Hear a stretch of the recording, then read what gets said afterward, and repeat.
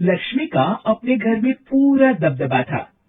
Hitler की तरह वो सारा काम अपने पति और बेटे से करवाती। धीरे धीरे उसके पति की तबीयत खराब रहने लगी। सुनो जी, अब आप बुजुर्ग हो गए हो, काम में भी अब हाथ आपके फुर्ती से नहीं चलते। अरे भाग्यवान, भगवान से डर। तुझसे मैंने शादी अपने इकलौते बेटे के अच्छे पालन पोषण के लिए की थी, लेकिन तूने तो उसका बेड़ा गर्क कर दिया। मैंने क्या किया? पढ़ाया लिखाया, अब नौकरी नहीं लग रही तो मैं कैसे जिम्मेदार हो गई? अब घर में बैठकर रोटी तोड़ रहा था तो मैंने कहा काम ही कर ले। एक तो भला करो और ऊपर से बातें सुनो। तभी सारंग वहां आ जाता है। बहुत भूख लगी है माँ, कुछ खाने को दे दो। अब तुम्हारे पापा का हाथ तो चल नहीं रहा है। मैं ही जा रही हूँ आज किचन में, बनाती हूँ कुछ। हे भगवान, कैसे होगा इतना काम मुझसे? लक्ष्मी किचन में काम कर रही होती है कि तभी अचानक उसे आइडिया आता है। अरे मैं भी ना, अरे यहाँ तो फ्री की नौकरानी ला सकती हूँ मैं, फिर मैं क्यों खाना बना रही हूँ? उस दिन लक्ष्मी सारंग की पसंद का खाना बनाती है और बैठकर उसे बड़े ही प्यार से खिलाती है। खा ले बेटा, खा ले, पेट भर के खा ले। अरे रुक, मैं तेरे लिए ना गर्मा गर्म रोटियां लाती हूँ। सारंग और उसके पिता एक दूसरे की ओर बड़े ही हैरानी से देखते हैं। बेटा सारंग, जरूर दाल में कुछ काला है, वरना ये औरत तो हमें बासी खाना भी सुकून से ना खाने दे। सुनील की बात लक्ष्मी सुन लेती है और जोर जोर से चिल्लाने लगती है। अरे हाँ, भलाई का तो जमाना ही नहीं रहा। एक तो आग में खुद को जलाकर तुम लोगों के लिए खाना बना रही हूँ और ऊपर से तुम्हें दाल काली लग रही है। अरे माँ, पिताजी का ये मतलब नहीं था, तुम बुरा मत मानो।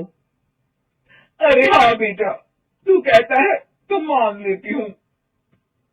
लक्ष्मी सारंग के पास बड़े ही प्यार से बैठ जाती है और फिर कहती है, बेटा मैंने ना तेरी शादी करने की सोच ली है। अब तेरे पिताजी के हाथ भी नहीं चलते तो सोच रही हूँ तेरे लिए बीवी ले आऊं। अब पता नहीं ना मैं भी कब मर जाऊं। अब ऐसे भाग्य भी कहाँ है हमारे। क्या कहा? अरे हाँ हाँ, तुम तो चाहती ही हो कि मैं मर जाऊं, लेकिन मैं अपनी प्यारी बहू का चेहरा देखे बिना नहीं मरूंगी। हाँ माँ, शादी तो मैं कर लूं, लेकिन मैं नौकरी नहीं करता, फिर कोई क्यों देगा मुझे अपनी बेटी? अरे क्यों नहीं देगा बेटी? इतना बड़ा घर, खेल खलियान है, किस चीज की कमी है हमारे पास? जो आएगी राज करेगी, राज। हम तो ना कर पाए राज, ये बोलो कि एक और नौकर तुम्हारे पास आ जाएगा। मैं कहती हूँ चुप हो जाओ। अरे खुद के घर का खाना बनाएगी तो क्या नौकरानी हो जाएगी? अब तुमसे तो किचन का काम होता नहीं, तो कोई तो करेगा ना। ठीक है माँ, तुम जैसा सही समझो बस। अब मेरी एक शर्त है, लड़की जो भी हो वो दिखने में कैसी भी हो या कहीं की भी हो, बस पढ़ी लिखी होनी चाहिए। अरे हाँ हाँ, ला देंगे पढ़ी लिखी बेटा, मैंने कौन सा काम करवाना है उससे। हाँ। और फिर एक दिन पास के गांव की ही रति से सारंग की शादी हो जाती है। रति दिखने में बहुत ही सुंदर थी, साथ ही साथ काफी पढ़ी लिखी थी। रति को लक्ष्मी के सौतेले होने की बात पता नहीं थी। शुरू शुरू में जब रति ने सारंग को घर का काम करते देखा तो हैरान रह गई। अरे ये तो अच्छी बात है कि आप घर का काम करते हैं, लेकिन मैं तो घर में ही हूं ना, आप क्यों कर रहे हैं जी?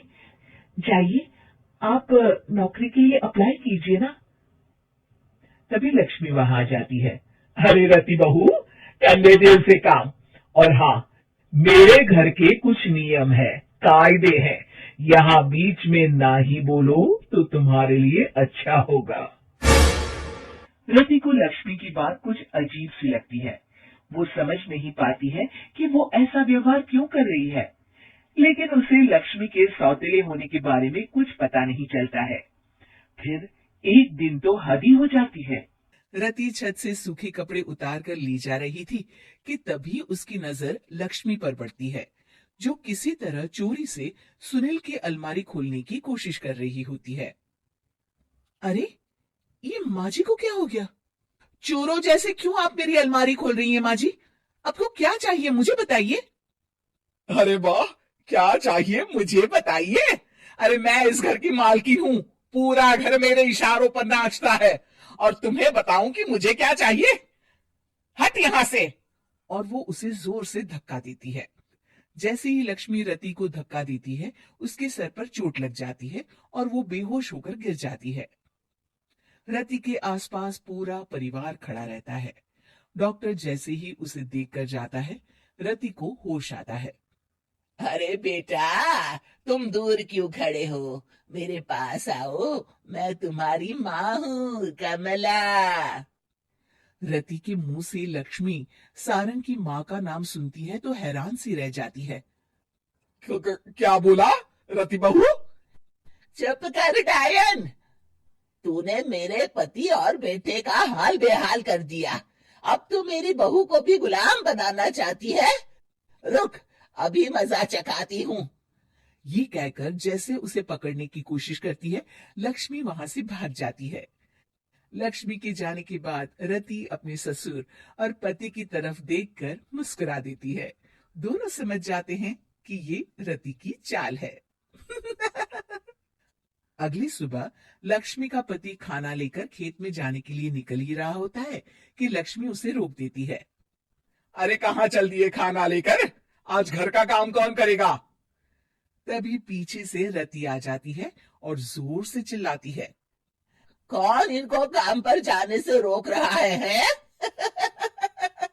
मैं अभी उसे मजा चखाती हूँ। जैसे ही रति लक्ष्मी की तरफ बढ़ती है, लक्ष्मी घबरा जाती है। मैं तो मजाक कर रही थी बहन। आखिर मैं कौन होती हूँ रोकने वाली? मैं तो बस ये पूछ रही थी कि घर का काम कौन करेगा?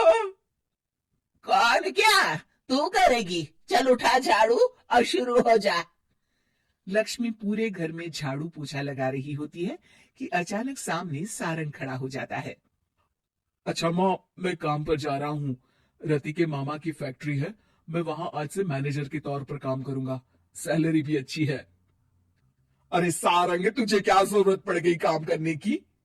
और बेटा तू बाहर काम करेगा तो इस बड़े से घर को मैं कैसे संभालूंगी? अभी तो पूरा काम बाकी पड़ा है। तभी वहां रति आ जाती है। अरे बेटा सारंग, जा, नौकरी पे जा रहा है ना, जा। और हाँ, आते वक्त घर के लिए सब्जियां ले आना। ये लक्ष्मी बैठी बैठी मोटी हो रही है, जरा काम भी तो कर ले। सारंग के जाने के बाद, अच्छा लक्ष्मी, सुन जरा यहाँ।